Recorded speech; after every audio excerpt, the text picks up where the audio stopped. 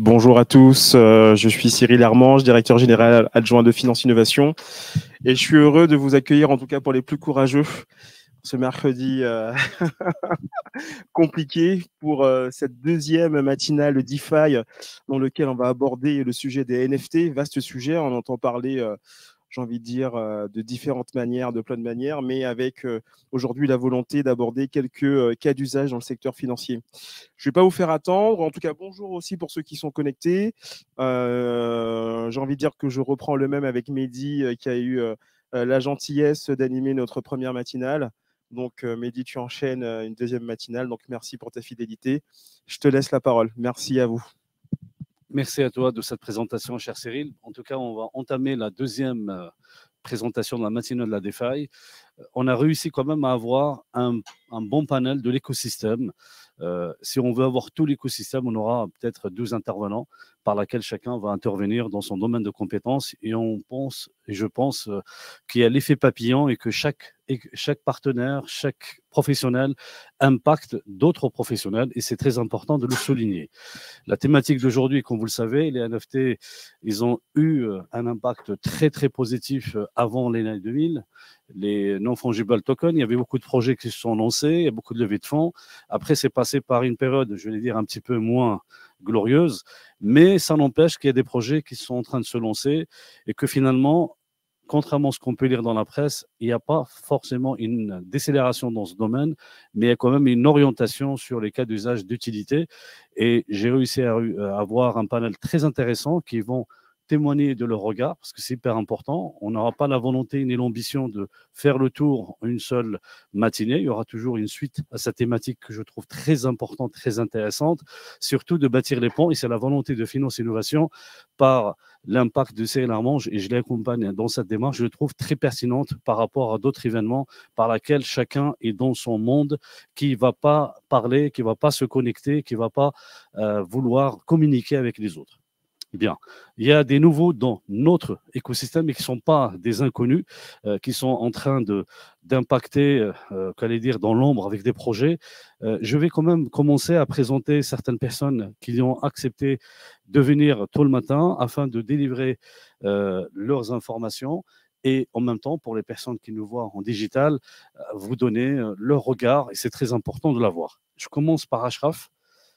Bienvenue à toi. Donc, tu as quand même une renommée pour les gens qui ne te connaissent pas ici, mais quand même très importante.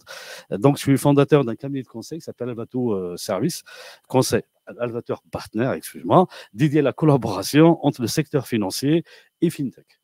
Et je te remercie pour la présentation que tu m'as dit. Donc, 20 ans d'expérience quand même dans la finance, dans 10 ans chez Capgemini, c'est quand même un grand acteur de l'informatique, de transformation digitale. Et tu as travaillé dans les grandes banques, c'est bien le savoir, dans la place de Paris. Et c'est très important de t'avoir ici dans le panel. Ton expertise à toi couvre le cash management, la gestion de liquidité. Donc, les personnes qui sont dans la finance pure, ils ont quand même un interlocuteur qui pourra converser avec eux dans ce domaine-là. La CFDC, la LCBFT, la conformité bancaire. La dernière fois, on a vu une personne aussi qui était dans la conformité bancaire et tu as fait plus ou moins le successeur. Tu as été DSI, c'est intéressant de le souligner, membre et de CODIR d'une banque sur Paris, administrateur indépendant d'une banque extra-européenne. Docteur, monsieur le docteur, je pense qu'il faut t'appeler comme ça, des gens de sciences de gestion et que tu détiens plusieurs certifications, AMF, Banque Centrale, LCBFT, etc. Et je rajoute quelque chose que tu n'as pas cité, que tu interviens auprès de certaines télé comme Al Jazeera et autres, comme analyse de macroéconomie et que tu es quand même écouté par les organisations européennes. Je te remercie d'être là. Comment je peux résumer pour Maître Journoux? Donc, c'est un avocat qui est assez connu.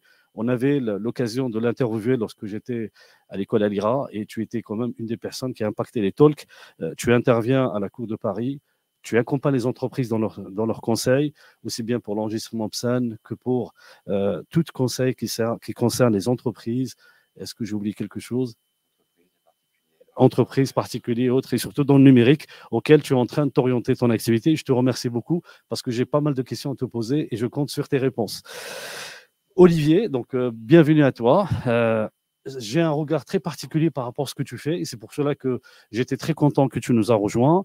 35 ans d'expérience, donc tu as vécu beaucoup de hype, C'est important d'avoir des personnes qui ont eu des hypes, des top up and down. Donc, quelque part, tu as été témoin de beaucoup de révolutions et tu as été témoin de leur, comment dire, leur dissolution et tu as été témoin d'autres révolutions. Donc, j'aimerais bien avoir ton avis. En plus de ton expérience, donc 5 ans dans la blockchain quand même et dans le Web3, tu as travaillé dans les plus grandes sociétés IT, dans les projets de transformation digitale et data management. Tu as une expérience dans le marketing. D'ailleurs, dans les projets, la communauté, c'est hyper important. Et aussi, dans les opérations internationales, tu as occupé de postes de direction générale, direction des achats, tiens, c'est important aussi. Et aussi en Europe et au Moyen-Orient. Et actuellement, tu es directeur général d'une entreprise qui va proposer un bon projet dans le métaverse. Et c'est déjà et c'est déjà intéressant. François de chez elle, tu es célèbre dans tout ce qui concerne la partie tokenisation. Donc, je suis assez content de t'avoir aujourd'hui. Bienvenue à toi. Donc, CEO fondateur de Thallium depuis 10 ans, une société d'ingénierie IT spécialisée dans les projets blockchain. Donc, tu es carrément dans ton milieu, qui édite depuis 4 ans la solution FinTech Thallium Asset, une plateforme type SaaS, à l'état d'art. Elle est utilisée pour tokeniser les instruments financiers d'autres actifs, y compris les NFT. Et j'ai pas mal de questions à te poser et je compte sur tes réponses, bien entendu, pour moi et pour les personnes qui vont nous écouter, pour préciser que tu as 20 ans d'expérience en projet de transformation digitale. Wafa, j'ai envie de dire, j'étais connu à NFT Factory, j'étais vraiment content d'échanger avec toi. Tu es une personne qui représente la jeunesse entrepreneuriale.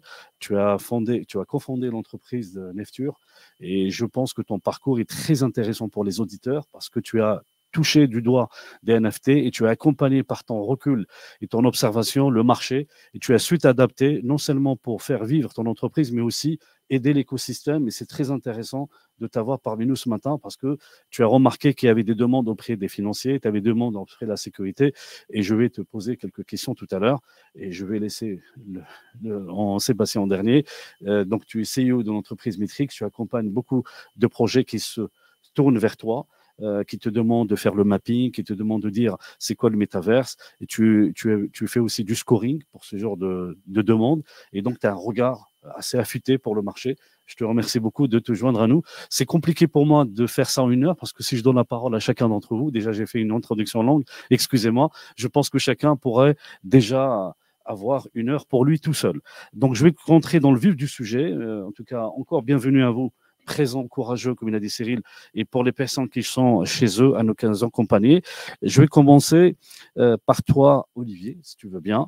Tu as intégré le Web3 en 2017. Oui, absolument. Et j'ai envie de te poser une question.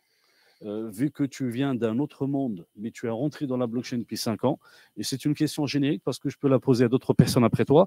Quelle est ta perception du monde NFT et cryptoactifs en ce moment? On va chauffer plus ou moins la table ronde et après on va rentrer dans notre thématique. À toi. Merci beaucoup Mehdi. Déjà merci à France Innovation pour cette invitation. Merci à vous, chers participants, de vous joindre à cette réunion.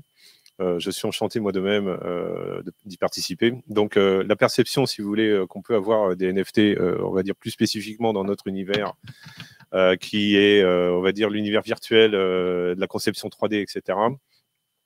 Nous avons une perspective très optimiste du marché, complètement à contre-courant. Déjà, notre activité est complètement à contre-courant parce qu'on a développé un métaverse full web, donc sans accès via Wallet ID, sans lunettes VR, sans casque et sans logiciel à télécharger pour créer son avatar. Donc nous sommes déjà à contre-courant du marché métaverse lui-même. Et la perspective qu'on a, nous, par rapport au marché des NFT, c'est qu'on est extrêmement confiant en fait sur l'avenir du NFT.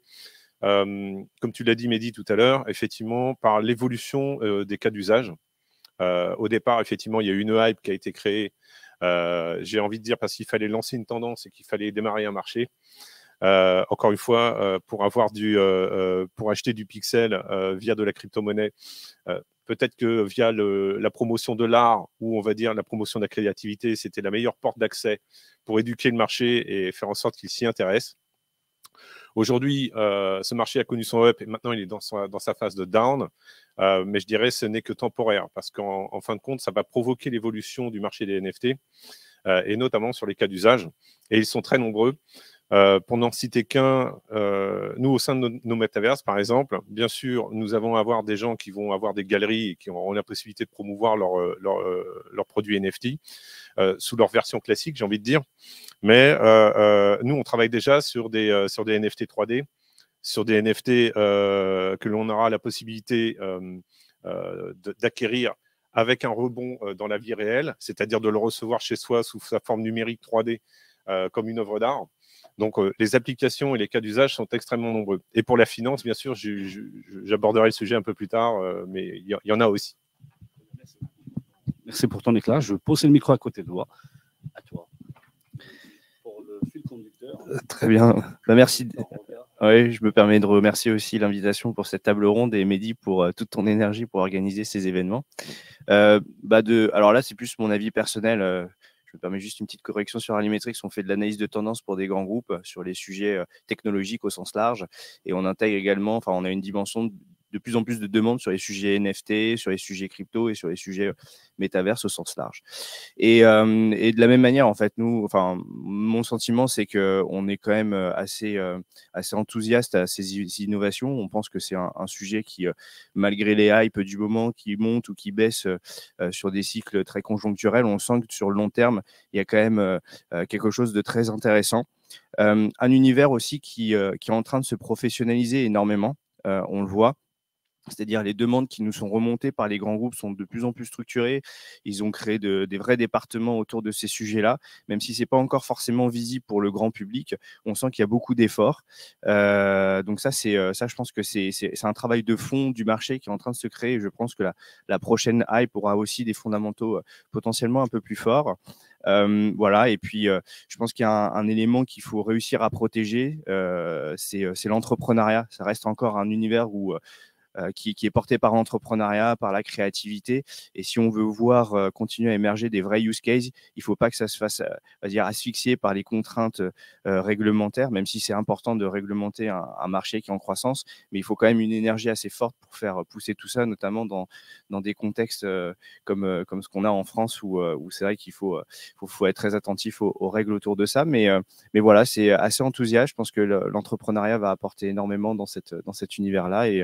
Et on voit qu'il y a quand même un petit peu moins de projets en ce moment, mais voilà, il en reste et des projets très intéressants à creuser. Merci beaucoup Sébastien pour ton intervention et d'avoir précisé le champ large en fait de ton entreprise, et ça fait vraiment plaisir. En tout cas, ça permet aux auditeurs de dire que tu apportes ton énergie, ton éclairage au quotidien pour les projets qui viennent vers toi. J'ai envie plus ou moins de rentrer dans le vif du sujet. Je m'adresse vers toi, cher François. Si tu le veux bien. Donc, j'ai une petite question à te poser. Toi qui as l'expérience avec des projets, avec des tokens fongibles ou non, la question que j'ai envie de te dire, quel est ton retour d'expérience sur l'utilisation d'NFT? Est-ce qu'elle est pertinente, surtout dans les services financiers? Et tu as le micro juste à côté de toi. Merci. Tout d'abord, est-ce qu'on m'entend? Tout d'abord, merci Finance Innovation. Merci Mehdi pour l'invitation. Oui, tout à l'heure, on a parlé des NFT, création 3D. Effectivement, j'ai plus parlé, prendre encore plus de recul par rapport aux services financiers. Pour répondre à la question, il faut d'abord comprendre ce que c'est qu'un NFT et ce que ça apporte. Voilà, parce qu'on n'utilise pas une technologie pour le plaisir de l'utiliser, on l'utilise parce qu'elle répond à des problématiques. Alors fondamentalement, un NFT, Non-Fungible Token, c'est avant tout un token. Ça veut dire que ça représente quelque chose de manière digitale. Donc effectivement, dans les services financiers, ça va être utile pour beaucoup de choses parce que un petit peu tous les services ont un intérêt à avoir de la digitalisation, parce que qui dit digitalisation dit automatisation de processus, donc réduction de coûts, etc. Donc déjà, ça c'est une première case où on se dit qu'il y a peut-être quelque chose à faire. Deuxième propriété fondamentale, c'est le fait que en tant que token, et ça c'est extrêmement important, un token est transférable. C'est la raison d'être d'un token.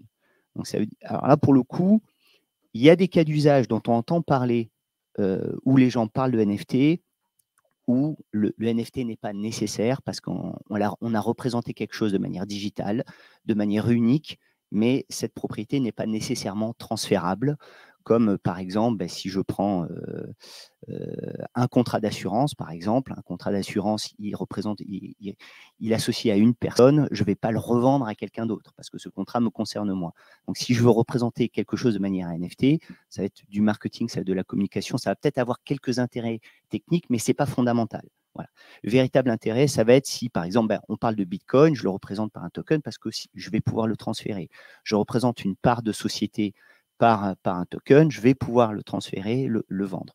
Fondamentalement, c'est tout ce qui est revendable peut avoir un intérêt à être tokenisé. Ok, ça c'est une chose. Troisième propriété fondamentale d'un NFT, c'est le non-fungible, c'est-à-dire le fait que ce soit non interchangeable, que ce soit unique. Alors, pour le coup, également, on voit tout de suite que côté services financiers, il y a des choses qui ne vont pas coller. Une part d'entreprise est fongible. Deux actions d'une société sont les mêmes. Donc, on ne va pas parler de NFT dans ce cas-là, à moins qu'on parle d'une part qui a des propriétés ultra particulières, propres, spécifiques, ok. Mais bon, fondamentalement, généralement, c'est fongible. Ce qui va être non fongible, c'est effectivement, par exemple, la représentation d'une création artistique. Ça peut être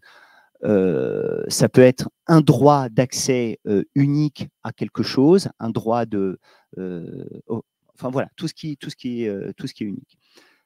Donc derrière, donc si on reprend NFT, non-fungible, donc c'est-à-dire représentation digitale, quelque chose de transférable et d'unique. Donc dans quel cas services financiers où va y avoir une utilité à ça, déjà tous les services financiers qui ont un intérêt, qui ont une représentation unique. Par exemple, si c'est un droit d'accès à un concert, un droit d'accès à un service sur, par exemple, c'est un abonnement où j'ai le droit d'accéder 10 fois à quelque chose et je peux le transférer à quelqu'un d'autre, c'est-à-dire je l'utilise une première fois, quelqu'un d'autre va l'utiliser une autre fois, etc. Ça devient quelque chose de transférable, ça devient quelque chose d'unique et c'est une représentation digitale où j'ai pu automatiser les processus. Effectivement, ça devient complètement pertinent.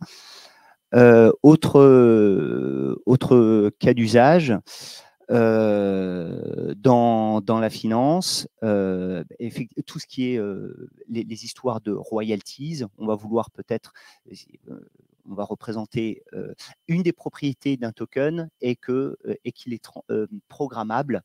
Quelque chose qui va être très intéressant va être que si par exemple il y a quelqu'un qui crée une œuvre d'art ou quelque chose comme ça et qui la revend et que ceci c'est revendu, au cours des reventes, on va pouvoir automatiser les redistributions de royalties. Voilà. Merci beaucoup de ton intervention. Tu peux passer le micro à Ashraf. Quelque part, ton profil est très intéressant parce que tu es un financier pur. Tu fais plus ou moins partie des personnes qui sont dans les banques. On sait très bien que les banques avancent, mais doucement.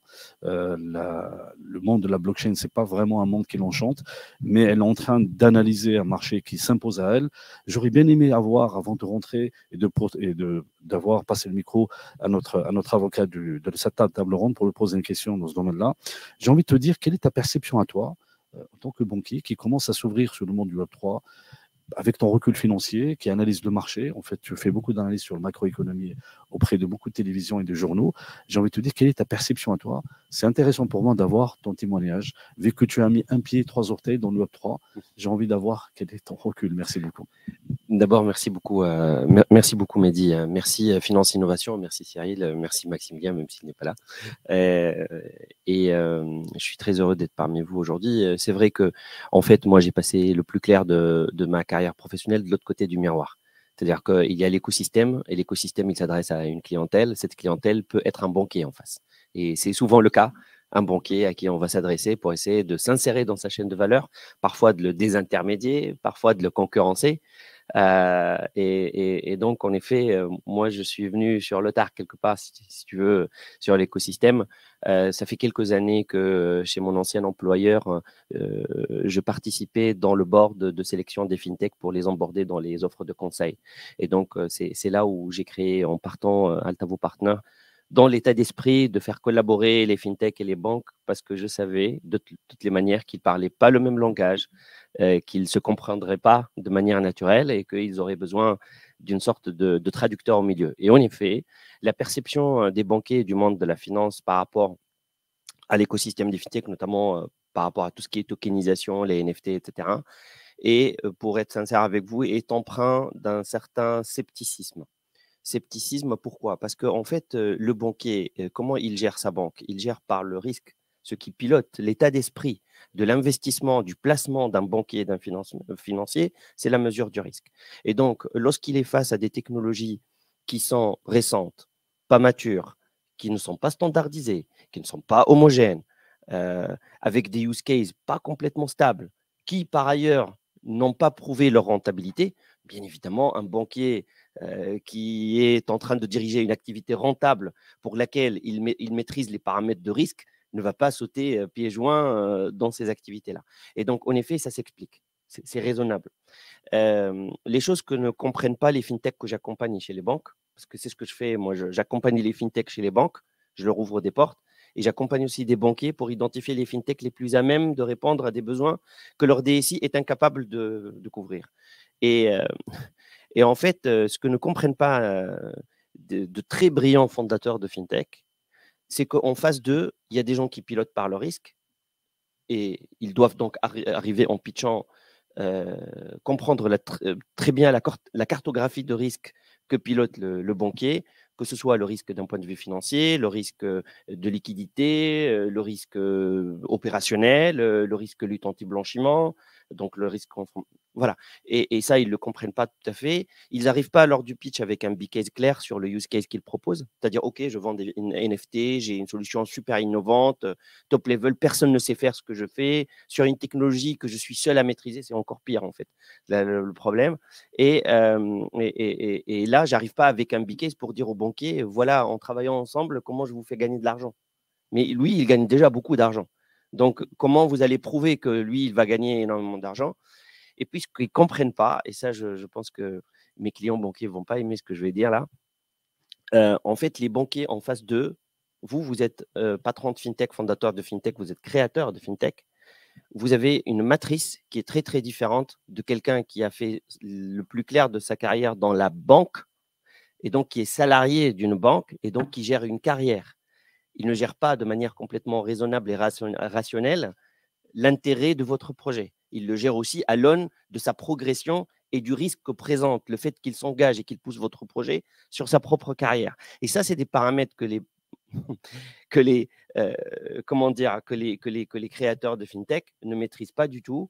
Et moi, j'ai eu l'occasion, en tant que DSI, membre de comité de direction et administrateur de banque, de rencontrer des dirigeants au plus haut niveau, au quotidien. Et je sais très, très, très bien que même face à un projet extrêmement intéressant, ils prennent énormément de temps de décision pour mouiller un maximum de monde autour d'eux. Entre-temps, la fintech, elle peut couler, la fintech, elle peut disparaître, la fintech, elle peut être bouffée par un concurrent. Mais en fait, le banquier, il s'en fout. Il ne faut surtout pas qu'il soit le premier, mais il ne faut pas qu'il soit le troisième. Voilà. Merci beaucoup de ton témoignage très précieux.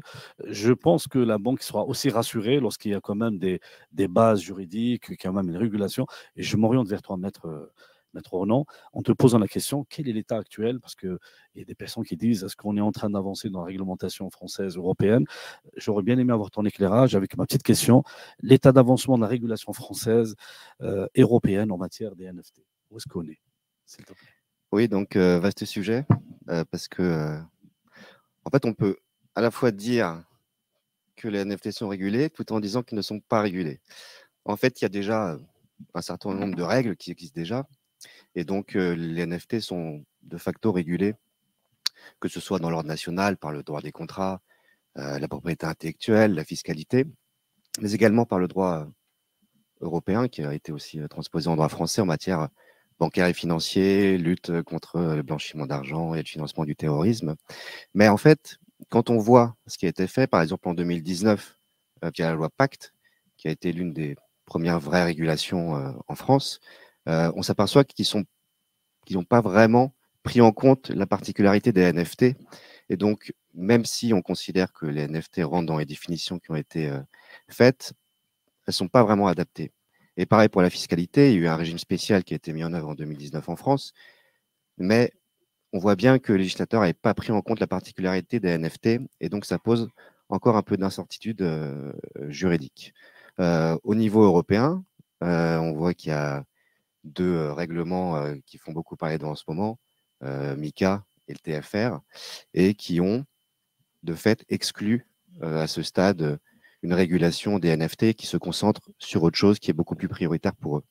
Donc, les NFT n'ont pas vraiment été pris en compte, mais ne sont pas vraiment encore régulés en France et en Europe. Et donc, il y a beaucoup de choses à faire. Et donc, ça va passer par des clarifications dans les textes actuels au niveau juridique. Est-ce qu'on doit faire une définition précise pour les NFT, ou alors est-ce qu'en fonction de leur nature, ils vont rentrer dans des définitions différentes? Au niveau de la fiscalité, est-ce que ça va être imposé comme des actifs numériques, ou alors en fonction du sous-jacent? Au niveau de la propriété intellectuelle, est-ce qu'on doit se reposer sur les règles qui existent déjà?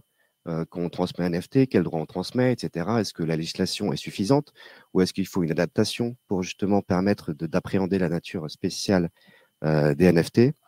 Et tout ça, ça passera par des règles plus adaptées. Et surtout, je pense, et c'est aussi pour répondre à la nature mondiale de ces actifs numériques, de ces NFT, par une harmonisation, d'abord à l'échelon européen, et ensuite, je pense, à l'échelon mondial au niveau de l'OCDE.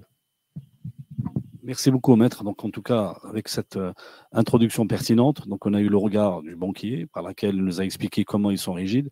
On a eu quand même l'impulsion qu'il y a des projets qui se font. L'aspect juridique est très important à prendre en compte, mais je pense aussi que l'avis d'entrepreneuses, de personnes qui sont déjà dans l'action de ce genre de projet, qui voient déjà l'émergence de certains use cases. Et là, j'ai envie de me tourner vers toi, cher Wafa. J'aurais bien aimé, si vous pouvez lui poser un micro, s'il te plaît. Tu es une personne auquel j'ai regardé l'évolution avec beaucoup d'intérêt, j'ai beaucoup d'estime pour toi. J'ai envie de te dire, on a échangé souvent ensemble sur des interrogations sur comment l'écosystème évolue, quelles sont les demandes par lesquelles tu pourrais orienter tes services. Et j'ai envie de te poser la petite question, NFT comme moyen de financement, les gens ne le voyaient pas avant. Ils voyaient comme un NFT uniquement, on achète une œuvre d'art, on essaye plus ou moins de faire la spéculation. Et là, on arrive à voir des NFT, des besoins, plus ou moins des cas d'usage auxquels on ne soupçonnait pas. Et comme il a dit Ashraf tout à l'heure, parfois, c'est des banques qu'il faut les éclairer avec des fintechs, et parfois des fintechs qu'il faut absolument leur donner le regard afin qu'ils puissent proposer des services financiers. Donc, ma petite question, NFT comme moyen de financement non dilutif. Ça va intéresser les entrepreneurs qui sont présents ici au digital. Pour les entreprises et projets early stage, qu'est-ce que tu pourrais nous dire là-dessus, s'il te plaît? Merci Mehdi, merci à tous d'être là aujourd'hui et merci France Innovation également. Alors moi j'ai un point de vue un peu particulier du coup comme tu l'as dit d'une entrepreneuse, c'est-à-dire qu'on s'est lancé avec Nefture au tout début l'année dernière. On a démarré un peu comme toutes les jeunes pousses, c'est-à-dire en tant qu'agence, du coup on s'est confronté au marché directement, on a commencé à aider, accompagner des projets, des artistes à lancer leurs projets NFT. Et ça s'est développé auprès de marques et du coup de banques. Et il y a une chose qu'on s'est rendu compte de l'évolution du marché ces derniers mois, cette dernière année, qui a commencé, comme tu l'as dit, dans un côté très, très, très spéculatif. C'est comme ça que ça a explosé, c'est comme ça que l'adoption, en tout cas la compréhension des NFT a été possible. Ensuite, même dans le marché des NFT, en tout cas marché des gens qui étaient présents dans ce marché-là au début de l'année 2022, il y a eu un peu un délaissement des projets qui étaient exclusivement spéculatifs pour passer vers des projets avec des utilités. Du coup, avoir une utilité associée à ce NFT, une utilité claire et concrète et qui est applicable directement après l'achat. Du coup, ça a permis également à de nombreux projets qualitatifs d'exploser et de se développer.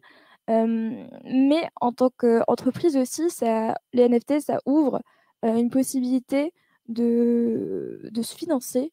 Alors, je vais faire attention avec les mots que j'utilise, parce qu'on ne va pas dire que les NFT financent l'entreprise, sinon après, c'est des parts de capital. Bon, ça peut dire. Mais bon, ça peut représenter un moyen de financer le développement d'un produit, le développement d'un métaverse, le développement de notre produit à nous.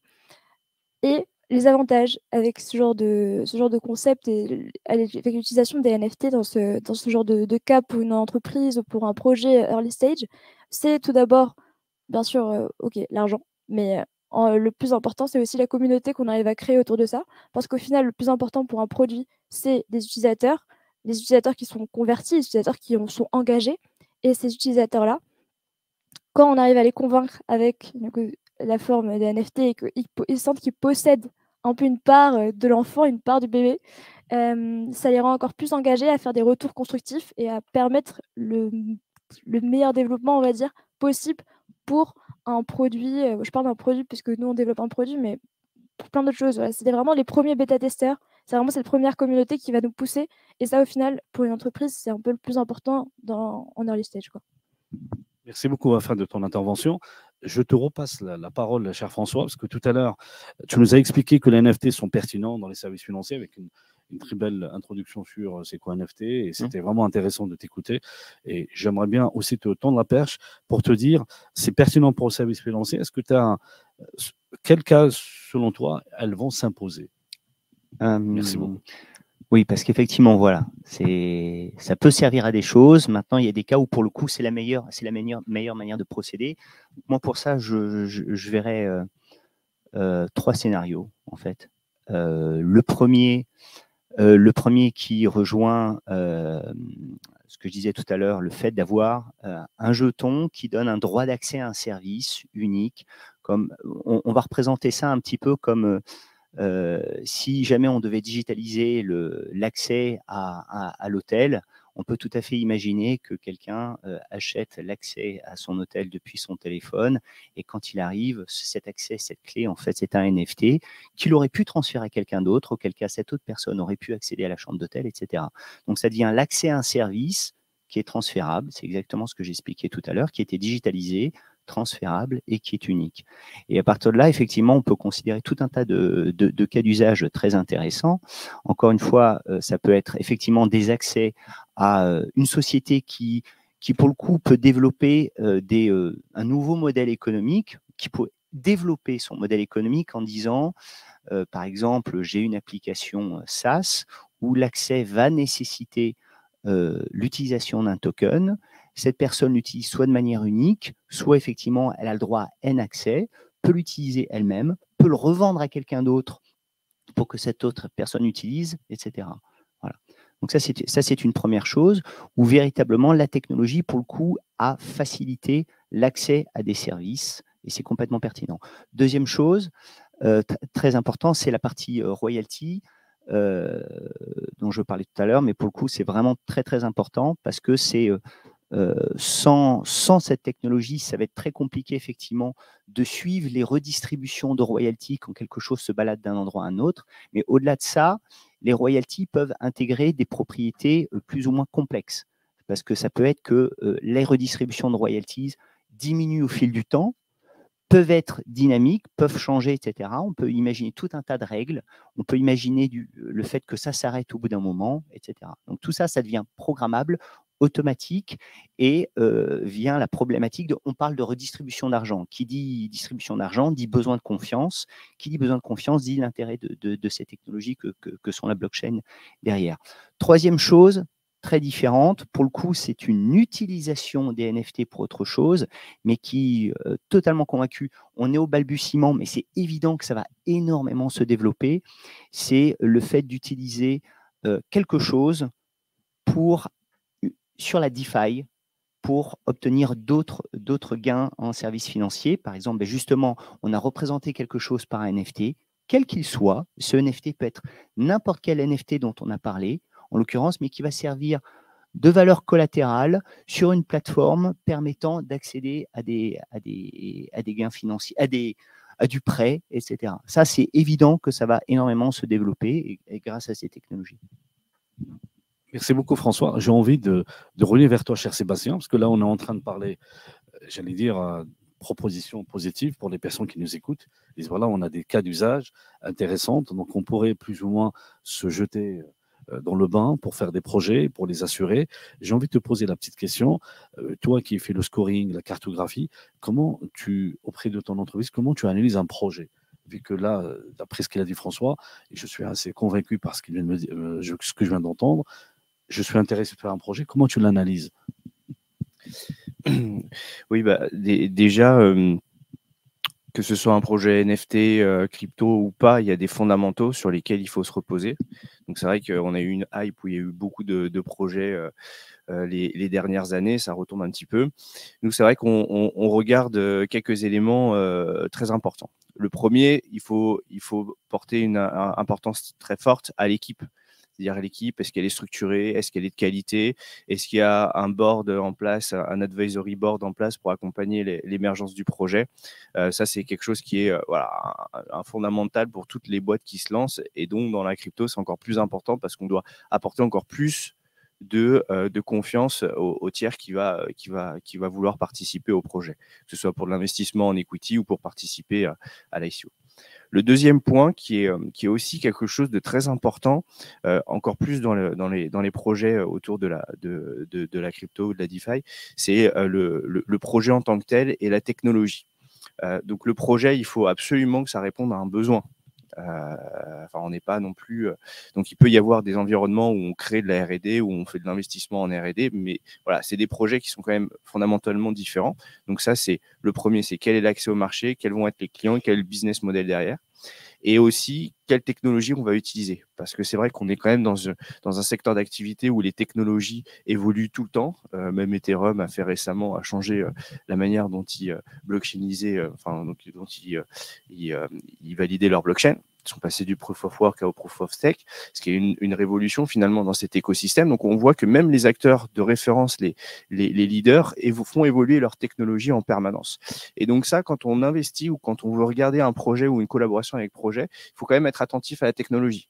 Est-ce qu'ils ont leur propre technologie? Et Ashraf, c'est comme ça, l'a dit, c'est effectivement si le projet arrive, j'ai développé ma technologie, je suis le premier à utiliser cette technologie, elle n'a pas été prouvée à côté. Ça apporte une complexité. Je ne dis pas que c'est impossible, mais ça apporte une complexité. Voilà. Ensuite, forcément, il y a l'environnement de marché. Et ce qu'on voit et ce qu'on regarde aussi en particulier sur les projets NFT DeFi, et ça, Wafa l'a mentionné, c'est tout ce qui est la communauté. Et ça, c'est quelque chose qu'on voyait finalement, la communauté sur les projets startup qu'on analysait par ailleurs, on sentait que la communauté était importante parce que c'était un accès aussi au marché, c'était une capacité à trouver des clients, mais on sent que c'est fondamentalement important pour un projet NFT et c'est ce qui permet aussi d'aller très vite.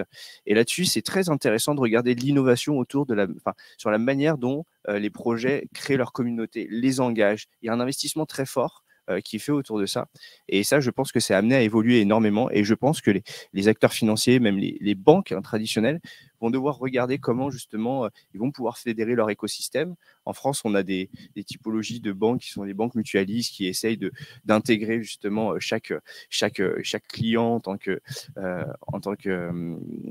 partie prenante de la banque. J'ai oublié sociétaire. Voilà, on retrouve un petit peu ça et je pense que dans les projets NFT, c'est quelque chose qu'on retrouve énormément, qui est un facteur de succès de la boîte si la communauté est bien gérée, s'il y a vraiment un investissement qui est fait dessus. Donc voilà, en quelques mots, ce qu'on peut regarder sur ces projets. Merci beaucoup, Sébastien. Écoutez, on est en train de monter la sauce. Donc, dans l'aspect juridique, il faut poser les bases, il faut absolument être bien entouré. Wafa nous a dit il faut observer l'écosystème, il ne faut pas rester dans l'immobilisme. François, tu nous as dit, voilà, il y a des domaines de tokenisation qui impactent le système financier. Je reviens vers toi, Ashraf, avec ce que nous venons d'entendre. Donc, j'allais dire, moi, je suis de l'optimisme, mais un dicton de Che Guevara que j'aime beaucoup, soyons réalistes, exigeons l'impossible. Et comme tu sais très bien que le milieu bancaire auquel tu as baigné pendant tes 20 ans d'expérience n'est pas forcément quelque chose de mobile, j'avais envie de te poser la question, quels sont, selon toi, si on veut vraiment avoir ton regard, quels sont les angles d'attaque qui permettent aux acteurs d'écosystème des fintech qu'on pourrait exploiter afin de pouvoir faciliter et s'insérer dans l'échelle de la valeur des banques? Qu'est-ce que tu pourrais nous dire là-dessus, s'il te plaît? En fait, déjà, les fintechs ont réalisé pas mal de succès notables face aux banques ces dernières années. Les banquiers se sont rendus compte que les fintechs, notamment les néobanques par exemple, sur les interfaces utilisateurs, sur la richesse fonctionnelle, sur la capacité de délivrer des services nouveaux, des fonctionnalités nouvelles à très très brève échéance. Il y a toujours une innovation tous les 3 mois. Il y a 2 ou 3 nouvelles fonctionnalités, etc. Et là, on a des néobanques, que ce soit dans le B2C ou dans le B2B, où la richesse fonctionnelle, lorsqu'on les compare à l'interface web de ce qu'offre une banque classique, en fait, tout de suite, on a des écarts significatifs. Et ça ne touche pas que le domaine de la néobanque, ça touche aussi d'autres domaines de la banque beaucoup plus techniques, où les fintechs, lorsqu'elles se sont entourées par de vrais banquiers, de vrais experts du domaine, ont fait des succès significatifs. Dans le monde, par exemple, du trade finance, pour tout ce qui est opération de commerce international, pour les opérations de tout ce qui est factoring, à facturage, pour le leasing, pour un certain nombre dans le domaine des paiements, du cross-border payment. Et là, en fait, on a des succès, on a de vrais succès. On a des instruments nouveaux et des technologies qui permettent de réaliser des choses que les banquiers n'arrivent pas à réaliser. Et puis, le banquier, vous savez, dans la banque, il y a aussi à l'intérieur de la banque, il y a deux mondes. Il y a le monde des banquiers purs, c'est-à-dire ceux qui maîtrisent les techniques bancaires, les calculs, les échelles d'intérêt, la réglementation, etc. Et puis, il y a les techniciens, les IT, auxquels parfois la fintech, lorsqu'elle va pitcher, elle va trouver un IT, un architecte IT ou un architecte SI en face. Et en fait, lorsque le banquier, celui qui tient la bourse, parce qu'en fait, le DSI, il est financé comment? Le DSI de la banque, il est financé par les métiers à qui il offre des services. En fait, lorsque ce banquier-là s'adresse à ce DSI et lui dit alors cette néobanque-là ou ce service innovant-là, pour faire exactement le même chez nous, il nous faut combien? Il lui dit donne-moi un peu de temps, je vais faire des estimations, regarder mes équipes et revenir. En fait, il va revenir 2 ou 3 semaines après. Il ne reviendra pas 3 jours après. Il va revenir 2 ou 3 semaines après, parce qu'il y a des échelles de temps aussi entre les fintechs et les banques qui n'est pas le même. Et il va lui dire en fait, on a besoin de 1 an et demi de développement et 2000 jours hommes. Le banquier, de manière pragmatique, qu'est-ce qu'il va dire? Il va dire écoute, ça ne me convient pas. Je vais appeler la fintech. Je vais essayer de trouver un arrangement avec eux. Si je peux les absorber, ils sont tout petits encore, et que ce qu'ils ont développé est fiable et bon, pourquoi pas. Sinon, je vais rentrer dans le capital et acheter le service en mode SaaS ou dans un autre mode et partager le revenu avec eux. Il y a plusieurs modes possibles. En revanche, et là pour le coup, ce n'est pas les banquiers à qui je ne vais pas faire plaisir, mais plutôt aux fintech. Il faut voir,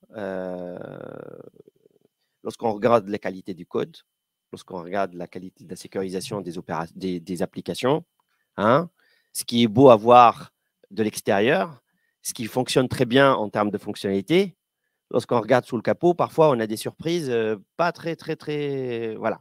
Et donc, ça, c'est une pierre que jette de l'autre côté du miroir, parce qu'on a beau cracher sur les banquiers, les fintechs, il y a beaucoup de boulot à faire en termes de structuration, de qualité de développement, de qualité de delivery, et de rigueur dans la négociation avec des professionnels aguerris comme les banquiers. Et y aller tout seul ou y aller sans avoir eu un plan de bataille clair, franchement, c'est de la perte du temps. Merci beaucoup, Achraf. Et je comprends ce que tu viens d'énumérer. Je comprends tout à fait la position, surtout lorsqu'ils disent c'est pas régulé à 100%, c'est régulé ou pas. Donc il y a pas mal de discours qui n'est pas commercial du tout et qui, comme tu l'as bien souligné dans ta première intervention, parfois le banquier pense aussi à sa carrière. Et là, je me tourne vers toi, cher Ronan, en te posant cette question afin de m'assurer aussi bien pour les auditeurs qui nous regardent, qui assistent aujourd'hui avec nous et ceux qui nous regardent. La question que j'ai envie de te poser, comment on peut s'assurer, parce que quelque part il faut apaiser, il faut travailler dans la sécurité, un terme que vous avez cité tout à l'heure, comment s'assurer une certaine sécurité juridique dans un secteur principalement non régulé? Oui, et puis d'ailleurs, c'est assez marrant parce que on a tendance à penser que les fintechs, elles sont plus, on va dire, crypto-friendly. Mais moi, il y a certaines fintechs, si je rédige des statuts pour mon client parce qu'il veut ouvrir un compte capital pour créer sa boîte et qu'il y a marqué crypto-monnaie dedans, il y a des fintechs qui vont me dire « Ah non, moi, je n'ouvre pas ce compte ». Et pourtant, il y a des banques traditionnelles qui vont le faire. Et effectivement, tout ce qui est sécurité, etc., là, il y a beaucoup de banques qui sont en train il y a des banques qui sont en train de réfléchir à faire des services de conservation d'actifs numériques, etc., et qui sont en train de réfléchir à toutes ces problématiques de sécurité. Et quand ils regardent ce que font certaines entreprises dans la crypto, ils ont peur parce que eux, la sécurité, ils savent comment ça marche. Et puis certains acteurs, on l'a vu que FTX par exemple, voilà, c'était géré comme l'entreprise du quartier. Donc pour revenir à ta question, effectivement, Ouais, le rôle de l'avocat là-dedans, c'est d'assurer un minimum de sécurité juridique pour ses clients. Donc, c'est-à-dire revenir aux bases, voilà, une législation qui existe. On a soit des règles ad hoc qui sont créées pour les crypto-monnaies, et puis on a aussi des règles traditionnelles qui s'appliquent au secteur. Donc, il ne faut surtout pas brider l'innovation parce que la régulation, ça peut faire peur. Il ne faut surtout pas dire à ses clients, non, ça, ce n'est pas possible, ça, on ne sait pas, ça, vous ne pouvez pas le faire. Donc, il faut accompagner de la meilleure possible toute cette innovation, tous ces projets, tous ces entrepreneurs en leur faisant prendre conscience que ça, ils peuvent le faire, que ça, ils peuvent le faire, mais il y a tel risque. Mais en tout cas, il ne faut pas brider leur esprit entrepreneurial. Et effectivement, pour un NFT, la question, c'était est-ce que c'est un titre de propriété? Est-ce que c'est un certificat d'authenticité? Est-ce que c'est juste un droit acquis sur un sous-jacent? Et donc, à partir de là, il faut se poser la question pour savoir ce que c'est. Je pense qu'un NFT, ça a une nature extrêmement diverse, hein, et ça peut rentrer dans différentes catégories. Il y a 3 grands types de cryptoactifs au niveau juridique. Il y a le jeton de paiement, il y a le jeton utilitaire, il y a le jeton financier. Et donc, je pense qu'en fonction de la nature du NFT, voilà, un NFT, ça peut être plutôt assimilé à un contrat financier quand ça donne accès à l'immobilier, par exemple. Ça peut être tout à fait beaucoup plus un jeton utilitaire quand ça donne accès à un bien ou un service, mais il faut vraiment se poser la question et puis réfléchir à la meilleure catégorie possible parce que le régime juridique est totalement différent. Et puis faire avancer les choses, notamment ce que j'avais un petit peu abordé un peu en préambule, par exemple au niveau de la fiscalité. Est-ce que ça ne serait pas beaucoup plus cohérent d'imposer un NFT en fonction du sous-jacent qu'il représente, l'imposer comme un bien immobilier quand il représente l'immobilier, l'imposer comme une œuvre d'art quand il représente une œuvre d'art, l'imposer comme un bien meuble divers quand il représente un bien, etc., etc. Et donc, ça serait beaucoup plus cohérent. On avait espéré que ça se fasse dans le cadre de cette loi de finances, mais apparemment, contrairement à ce qu'a dit Bruno Le Maire, ils n'ont pas l'air d'avoir envie de le faire tout de suite. Donc, on va devoir attendre un petit peu.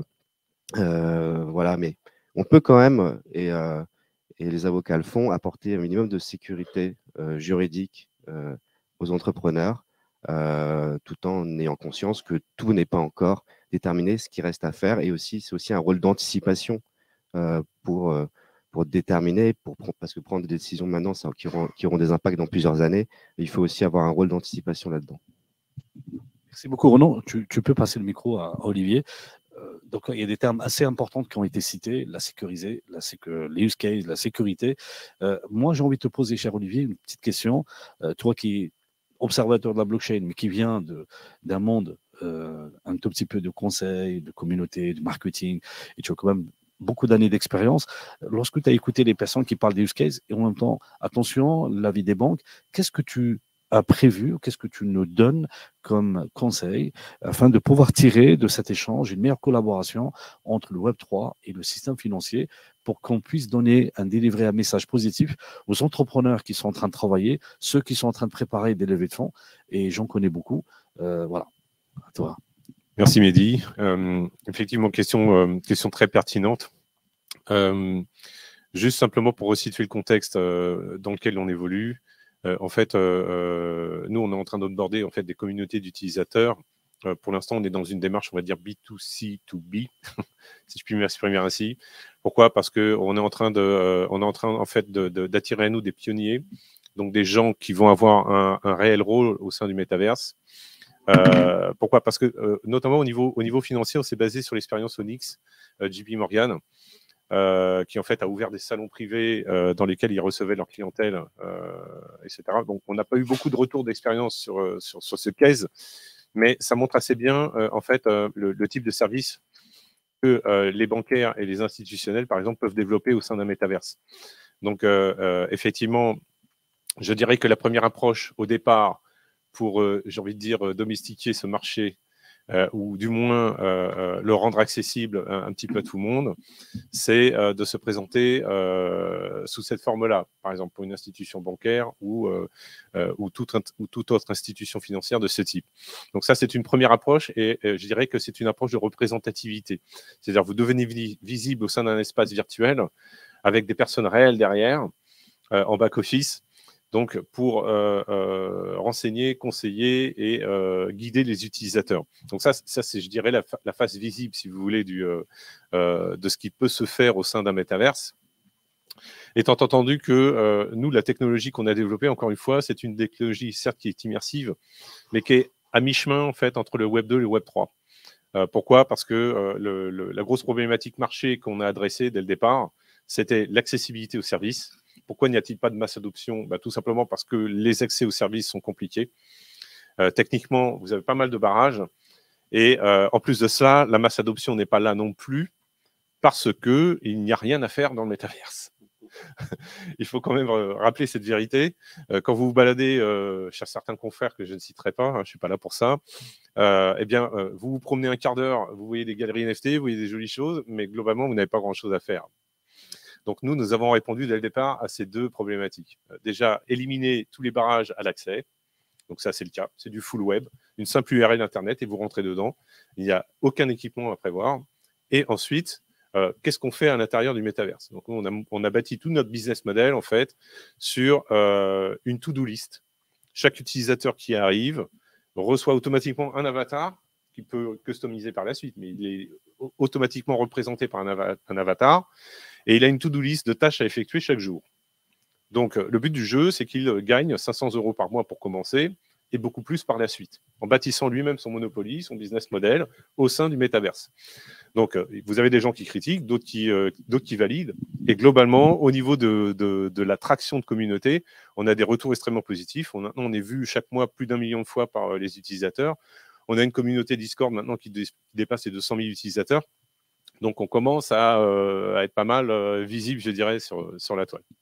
Merci beaucoup à toi, Olivier. Vous pouvez passer le micro à Wafa, afin que je puisse rebondir sur deux termes qui me sont chers, sécurité et adoption de masse. Et j'ai envie de te poser la question, cher Wafa, parce que j'ai vu que tu as animé beaucoup de rencontres et d'événements sur la sécurité par laquelle tu m'as invité. J'étais vraiment très intéressé de voir l'impact de cela. Donc, l'importance de la sécurisation des infrastructures NFT, et la simplicité justement de ces futures applications développées pour faire l'adoption de masse. Qu'est-ce que tu pourrais nous dire là-dessus, s'il te plaît? Déjà, merci à vous d'avoir abordé le sujet de la sécurité, parce que c'est vrai qu'il y a quelque chose qui est problématique pour tous les entrepreneurs dans Web3, c'est qu'aujourd'hui, la sécurité est optionnelle pour eux.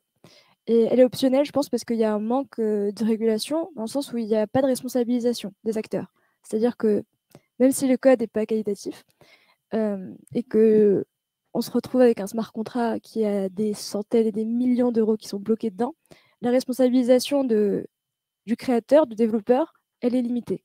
Et du coup, ça ne force pas les porteurs de projets à investir dans l'aspect sécuritaire, et ils investissent seulement quand, généralement, il y a un problème. Du coup, voilà, ils commencent à auditer smart contract après avoir fait...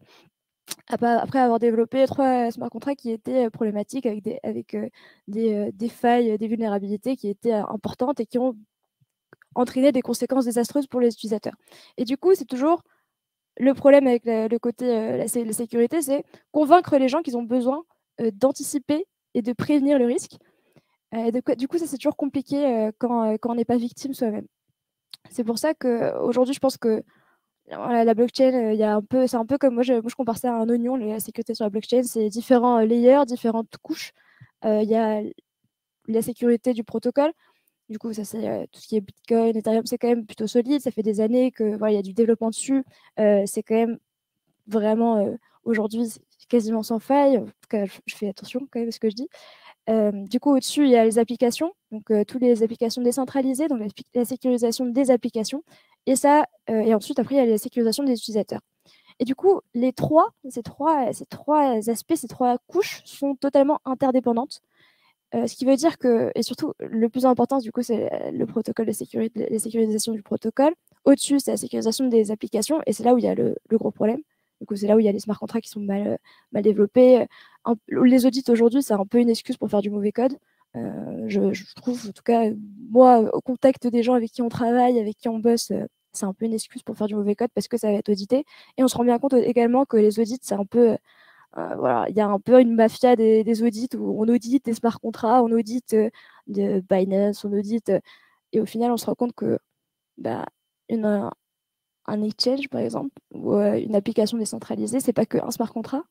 Et parfois, on va montrer aux utilisateurs qu'on a audité un smart contract, sauf que le protocole, il nécessite une cinquantaine, une centaine, des milliers de smart contracts qui n'ont pas été audités. Et du coup, on va dire cette opacité par rapport à l'audit des smart contracts et l'audit des infrastructures, c'est problématique parce que les utilisateurs ont confiance, donnent une confiance, on va dire, un peu aveugle et sont déçus généralement. Et du coup, vu qu'il n'y a pas de responsabilisation, bah, ils sont juste victimes quoi, dans cette situation.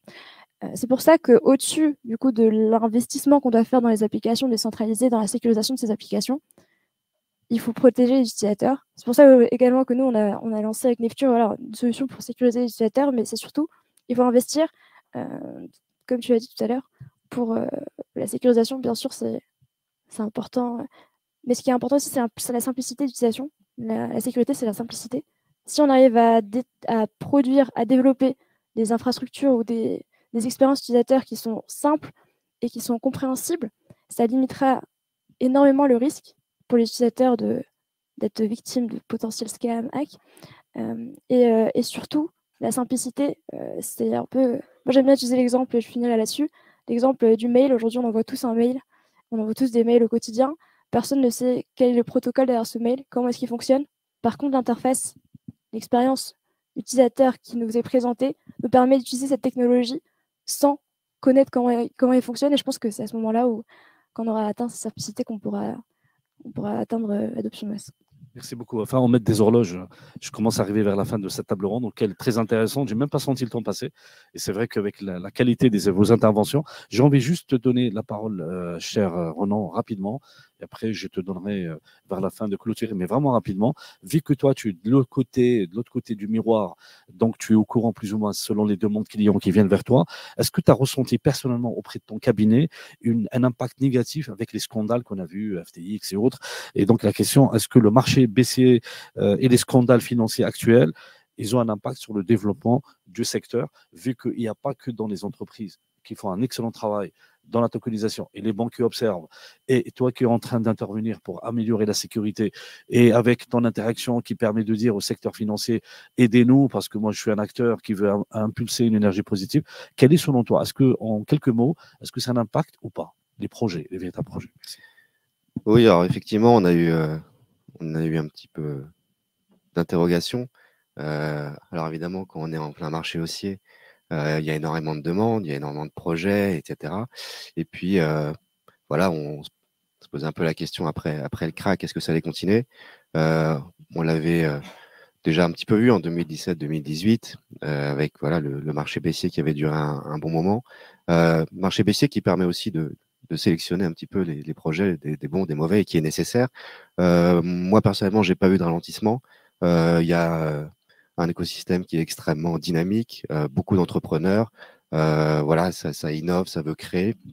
Et donc, on n'a pas eu de ralentissement. Et bien au contraire, parce que maintenant, on s'aperçoit que en dehors des entrepreneurs qui sont purement crypto players, si je puis dire, il y a aussi les entreprises traditionnelles qui s'intéressent à ce secteur et qui veulent voilà, en tout cas qui s'interrogent sur est-ce que je peux intégrer ça à mon business, est-ce que je dois le faire, si je le fais pas, est-ce que je serai pas disrupté dans 5 ans, etc.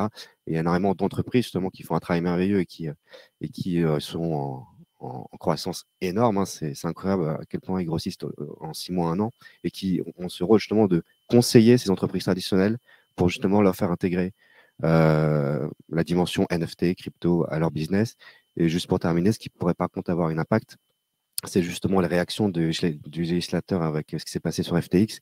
Et on a pu le voir, et ça je me permets de le dire parce que c'est extrêmement d'actualité, il y a eu un amendement qui est passé hier au Sénat pour imposer aux entreprises du secteur un agrément d'ici octobre 2023, ce qui sera absolument impossible. Et donc, sans cet agrément, on ne pourra pas exercer. C'est très compliqué, c'est très cher, c'est très long à avoir. L'AMF n'a absolument pas du tout le personnel pour pouvoir traiter toutes les demandes d'agrément qui vont tomber. Donc, si cet amendement passe, là, ça peut avoir des sérieuses conséquences parce qu'il y a énormément de business qui ne pourront plus exercer dans ce domaine-là. Donc, il ne faudrait pas, justement, qu'en réaction à l'affaire FTX, ça puisse être très préjudiciable au secteur. Merci beaucoup. En 30 secondes, c'est compliqué ce que j'ai demandé. Je vous remercie beaucoup. J'aurais bien aimé te donner un tour de table, mais le temps ne permet pas. Vu que tu es un observateur du système financier, j'ai envie de te dire, selon toi, avec ce que nous venons d'entendre, tous les professionnels autour de toi, quelles leçons pourront tirer avec cet échange afin que la collaboration de l'écosystème et les acteurs financiers se passe bien? En 30 secondes, d'abord, il y a un potentiel énorme, il ne faut pas le nier. L'écosystème avec les chocs, FTX et autres, est en train de s'assainir, c'est-à-dire les acteurs les plus fragiles, les acteurs qui n'ont pas d'avenir, vont mourir d'eux-mêmes, et ceux qui sont solides, qui sont bâtis sur des business models qui ont un sens, vont continuer. Moi, les idées que je peux donner, les leçons qu'on peut donner, c'est d'abord, étant donné que les banquiers, de toutes les manières, ne marchent dans les chemins, dans les pas de l'innovation, qu'en étant des intermédiaires, qu'en étant mis en danger, et que, en fait, aujourd'hui, on est encore face à des business models, les métaverses, etc., les NFT, qui ne sont pas encore suffisamment matures, ils ne sont pas aussi aujourd'hui prêts à des intermédiaires, les banquiers. Moi, le conseil que je fais aux fintech, c'est d'aller proposer aux banquiers de faire des prototypes. Et ce prototypage-là, il va être bénéfique pour les deux. D'abord, les fintechs vont apprendre des normes de sécurité, etc., vont se mettre dans le moule de ce que le banquier va attendre de faire. Et les banquiers aussi vont s'acclimater avec les horizons de temps longs dont ils ont besoin, avec les nouveaux usages, etc. Et c'est comme ça que ce type de collaboration se fait. J'accompagne une fintech dans le monde du CBDC actuellement qui fait un prototype pour une grande banque française. Et je peux vous dire qu'ils sont heureux de travailler ensemble parce que chacun clarifie une partie du chemin pour l'autre. Voilà. Merci encore beaucoup pour l'invitation, Mehdi. Merci à Finance. Merci beaucoup à vous. En tout cas, je pense que... C'est bon? Moi, j'aimerais bien. J'aimerais bien, parce que je pense que la table ronde de 1 heure, il y a pas mal de thématiques qui m'ont plu. Dans ce cas-là, je vais reposer la question à notre ami Olivier.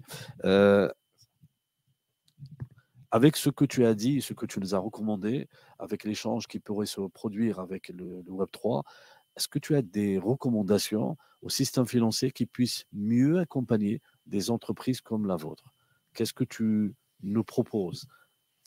Oui, alors, humblement, parce qu'on n'a pas véritablement, je dirais, de recommandations à faire au secteur financier, tout simplement parce que, quelque part, nous allons nous-mêmes nous fondre sur les modèles du secteur financier, tout simplement. Pourquoi? Parce que déjà, au sein de la blockchain, et en particulier de la DeFi, tout a été très rapide, notamment avec les exchanges. Donc, les exchanges ont été la porte d'entrée, en fait, d'éducation de marché. Alors, les centralisés, les décentralisés, bon, il y en a toutes sortes, bien sûr, mais je dirais que ça a commencé, effectivement, avec le secteur financier. Hein, tout a commencé là, parce que les premières choses qu'on a vues apparaître en 2015, 2016, 2017 par la suite, ça a été des échanges. Donc, c'est le secteur financier qui a imprimé le mouvement, en fait, au départ. Donc après, j'ai envie de dire, vous voyez, par exemple, dans le métaverse, nous, aujourd'hui, on est clairement dans une phase de conquête communautaire. Donc, on attire des communautés sur des thématiques très diverses. Pourquoi? Parce que globalement, ça commence avec l'achat ou la location d'un terrain sur lequel vous copiez-collez un bien que vous trouvez dans nos librairies de contenu, par exemple un immeuble, un hôpital, un hôtel, que sais-je. Vous collez cela sur votre terrain et vous démarrez votre business. Vous avez la possibilité de sous-louer des terrains. Donc, par exemple, vous achetez une quarantaine de terrains ou vous louez une quarantaine de terrains. Vous avez la possibilité, par exemple, à New York, de le sous-louer le double de son prix en France. Donc, déjà, sans rien faire, quasiment, vous avez déjà doublé votre CA. Vous voyez, et vous avez comme cela des utilisateurs, en fait, qui vont éprouver, j'ai envie de dire, le Monopoly dans la vie virtuelle, comme s'ils le menaient dans la vie réelle. Mais avec de l'argent, quoi, je veux dire. Hein. Donc, non seulement vous avez de l'acquisition de terrain et de biens immobiliers ou de location, mais également, vous avez tous les services qui vont autour. Et vous avez de la mise en rayon dans des supermarchés, vous avez...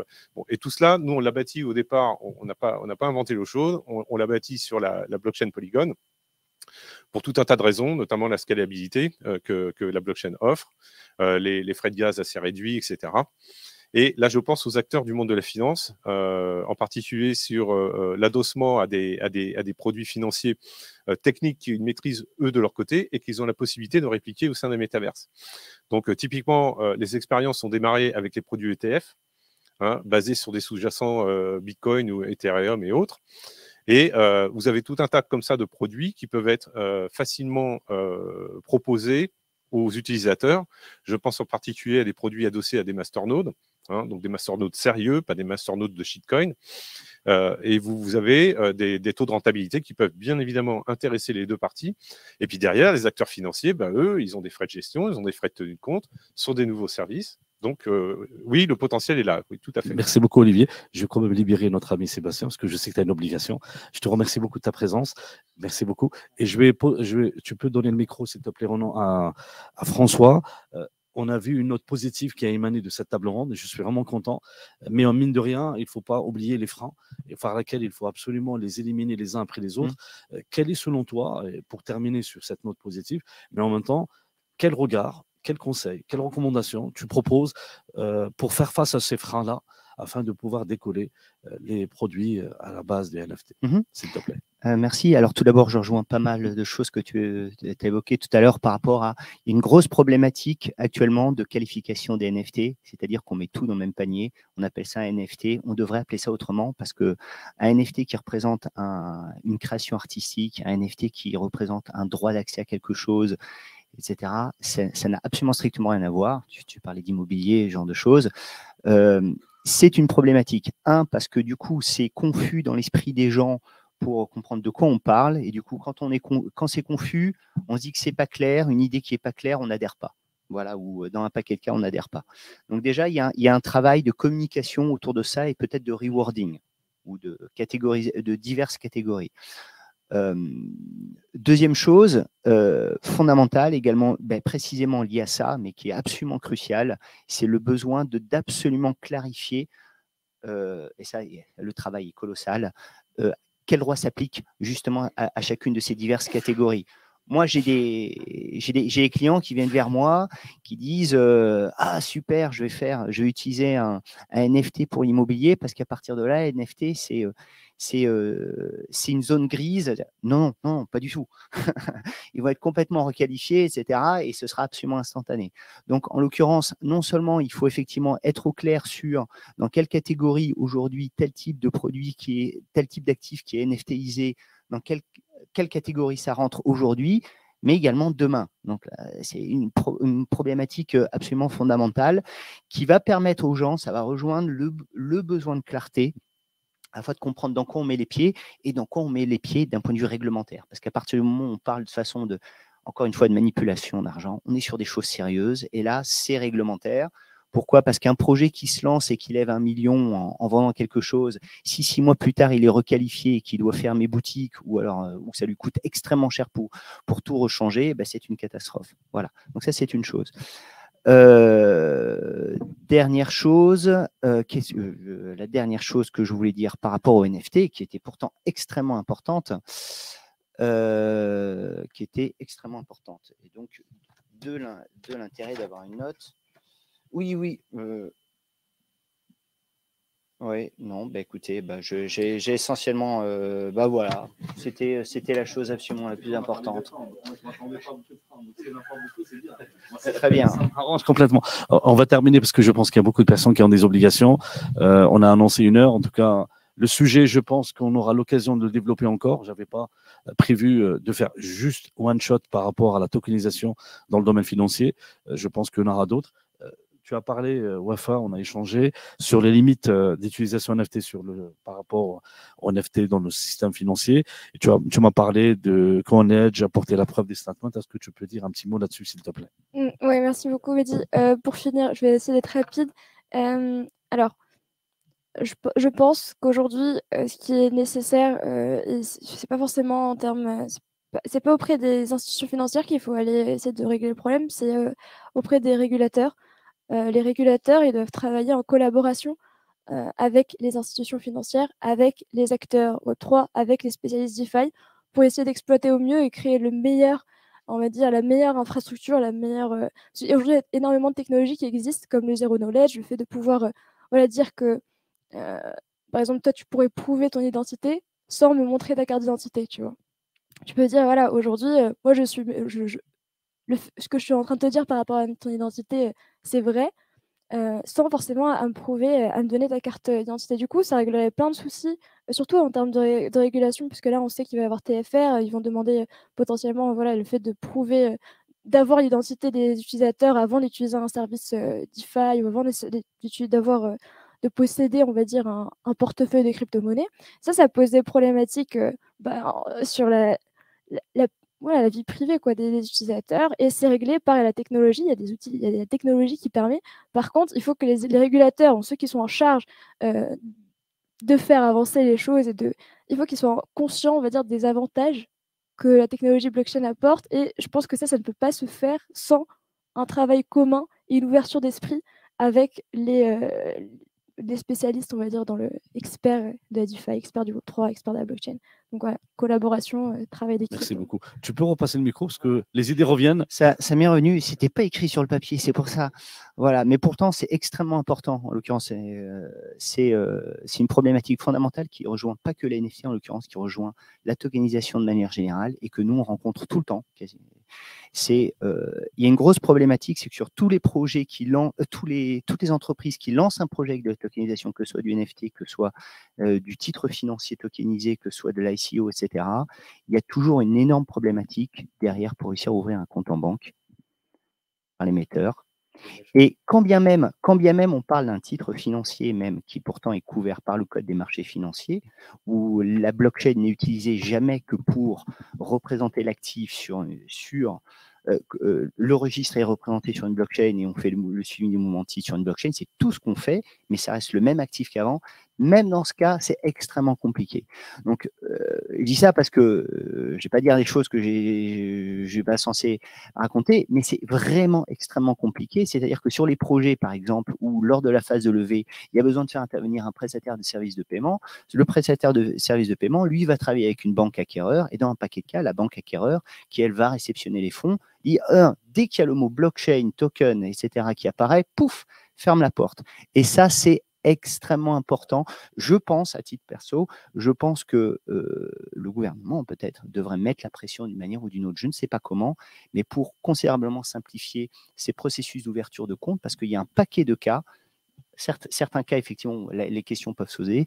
Dans un paquet de cas, il n'y a aucune raison pour laquelle le projet, d'un point de vue gestion de risque, parce que c'est toujours une histoire de gestion de risque pour les banques, le projet n'est pas plus risqué que s'il avait été hors de la blockchain. Merci beaucoup. En tout cas, moi, je sais une chose. Lorsqu'on a des problématiques et des réponses, on a l'idée de start-up. Et finalement, lorsqu'on répond à une problématique, on a l'idée d'une entreprise qui pourra réussir à gagner en prospérité et répondre à certaines choses. Donc, j'ai compris, il faut avoir la sécurité, il faut parler avec le régulateur. Bien entendu, tu as éliminé et tu as identifié tous les freins qu'il faut éliminer. Juste une dernière question, et je pense que je vais clôturer la table ronde avec toi, cher Ronan. On parle toujours enregistrement PSAN, agrément PSAN. C'est quoi la différence? En fait, à ce jour, il y a deux régimes pour les personnes qui réalisent certaines activités dans le domaine des crypto-monnaies. On a un enregistrement qui est obligatoire pour 4 types d'activités. Et sur option, on peut demander un agrément. Et la différence entre les deux, c'est que l'enregistrement est beaucoup plus facile à avoir que l'agrément. En gros, l'enregistrement, ça va permettre de s'assurer, que l'AMF s'assure que le projet est un minimum sérieux. Donc, on va regarder qui poursuit le projet, leur honorabilité, comme ils appellent, c'est-à-dire leur expérience. On va regarder comment ils vont gérer les risques, s'ils vont bien mettre en œuvre les procédures de lutte contre le blanchiment d'argent et lutte contre le terrorisme. Mais ça va un petit peu s'arrêter là. Et donc, en fait, on ne va pas leur imposer des critères de solvabilité, de fonds propres, d'assurance. Voilà. Donc, quand on a juste un enregistrement, on n'a pas de garantie de stabilité financière, de solidité financière. Alors que l'agrément, et c'est pour ça qu'il est juste optionnel et qu'il a été demandé, mais jamais encore donné, là, on va vraiment imposer des modes d'organisation, des critères financiers extrêmement lourds, et notamment une assurance responsabilité civile. Et le problème, c'est que c'est très compliqué à avoir, ou alors des exigences de fonds propres, voilà, des des procédures de gestion de conflits d'intérêts, avoir des systèmes informatisés suffisamment solides et fiables. Et donc, un agrément, c'est très compliqué à avoir. Et c'est pour ça qu'en général, on commence par un enregistrement quand on est obligé de le demander et on essaye d'évoluer vers un agrément, d'autant plus que le règlement MICA au niveau européen qui va intervenir est vraiment calqué sur l'agrément. Et donc, ça va être l'enregistrement va disparaître. Donc, ça va être vraiment très compliqué pour les acteurs d'obtenir un agrément. Et c'est pour ça que c'est d'autant plus intéressant avec le lien que je faisais juste avant, c'est-à-dire au Sénat, ils veulent imposer un agrément, donc supprimer l'enregistrement, un agrément dès octobre 2023, ce qui sera absolument impossible à avoir pour la quasi-totalité des acteurs. Voilà, et le problème, c'est que, oui, et le problème, c'est que ça privilégie les gros, les très gros, et les entrepreneurs. Voilà, en fait, on devrait mettre des seuils, c'est-à-dire laisser les entrepreneurs se développer jusqu'à un certain niveau, c'est pas un risque systémique. Alors, leur donner des obligations minimum quand même pour informer les utilisateurs, les investisseurs, etc. Mais voilà, un agrément, ça coûte 100 000, 150 000 euros à obtenir. Ça prend surtout très longtemps et surtout, l'AMF n'a pas les moyens de gérer tous ces agréments. Donc, c'est absolument ubuesque. Et donc, il faut arriver à permettre bien sûr, à extrêmement réguler les gros acteurs qui ont un risque systémique. Et là, il ne faut rien leur laisser passer. Par contre, les entrepreneurs qui se lancent, il faut les laisser innover et pas leur mettre sur le dos une régulation qui est absolument impossible à avoir. Merci beaucoup, merci à vous tous. En tout cas, à toi, cher Wafa. Donc, si je comprends bien, il y a des opportunités qu'il faut saisir, mais on marche sur le rasoir, aussi bien le régulateur, aussi bien sur l'aspect juridique, aussi bien sur les opportunités de voir que le projet il a un sens en sécurisant le travail qu'il devrait être fait au milieu des banques. Ils vont écouter le régulateur. En même temps, il faut que le FinTech offre une bonne offre de service avec des POC et des MVP. Donc, il y a des opportunités, mais le chemin n'est pas simple. On va essayer de terminer sur une note positive, que les opportunités sont là pour être prises. On se rappelle de toutes les évolutions, toutes les révolutions qui étaient avant, 20 ans en arrière, dans l'Internet et autres. Tout le monde a dit c'est compliqué, ça ne marchera pas. Et on a vu qu'est-ce que ça va donner quelques années plus tard. En tout cas, je vous remercie les personnes qui ont eu le courage de venir avec le froid et la neige à cette salle. Je salue les personnes qui sont en train de nous voir en digital. En tout cas, je vous remercie beaucoup de cette intervention et je pense que la thématique tokenisation, services financiers, elle est encore en marche. On n'a pas cerné tout parce qu'il y a des choses qui avancent, comme tu le dis bien. Il y a des produits qui ne sont pas liquides, que parfois les banques s'intéressent justement. Donc ça avance. C'est à nous d'observer, de proposer et d'encourager les entrepreneurs dans cet élan. Merci à vous. Très bonne journée à vous. Merci.